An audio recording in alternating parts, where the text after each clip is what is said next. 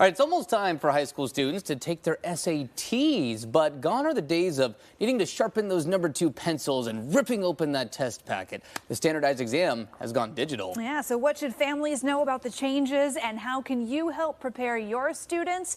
Dr. Sean Patel is the founder of Prep Expert. He joins us this morning with some advice. Good morning. Good morning. Happy to be here to help parents and students. Yeah, glad you're here. These are big changes for anyone who's got a high schooler at home. So let's talk about some of the biggest changes with this new SAT format.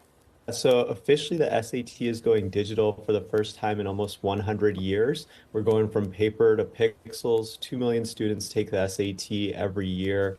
The first one's going to be coming up here in about a week or so on March 9th. And students and parents really need to know about all the different changes, whether it's updated questions, content, and the new adaptive testing structure. So it's not like it's just going from paper to a computer screen. There's a lot of changes coming. Yeah, so dive into some of those changes. I remember, it's funny, we were talking about this yesterday off camera. I remember I needed to write my name in cursive as part of my SAT. That's obviously, I'm sure, not going to be a part of it in the digital world. What are the big changes that you're focusing on here?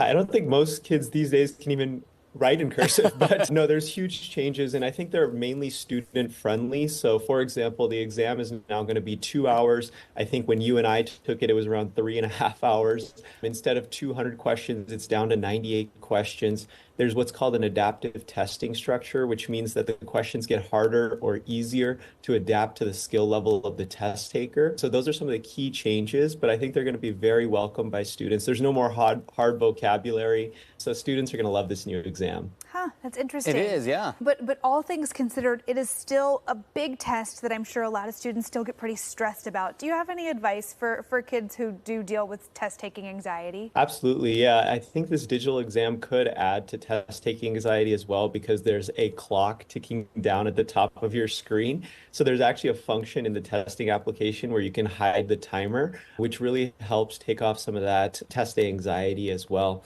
The biggest other thing you can do is preparation. So I really recommend 2 things for preparation. One is getting the practice questions. So you have to download the College Board's official testing application, which is called Blue Book, and it will get you used to the testing structure of the exam. And then 2, of course, you have to learn great strategies to ace this exam. I would recommend, obviously, my company, Prep Expert. I'm releasing a brand new book on Sunday. People can come to that book launch event for free online at prepexpert.com. I'm going to be teaching parents on how to ace the new digital SAT and earn 6 figures in scholarships. Oh, some good stuff, and really important to talk about, obviously. Some pretty big changes to the SAT. Dr. Sean Patel, appreciate your time here this morning to join us and to talk about these changes to the SAT. Thanks for having me. Of course. And if you're looking for some standardized test prep, again, you can find more resources at prepexpert.com. Definitely a different version of the SAT than it's been in years past.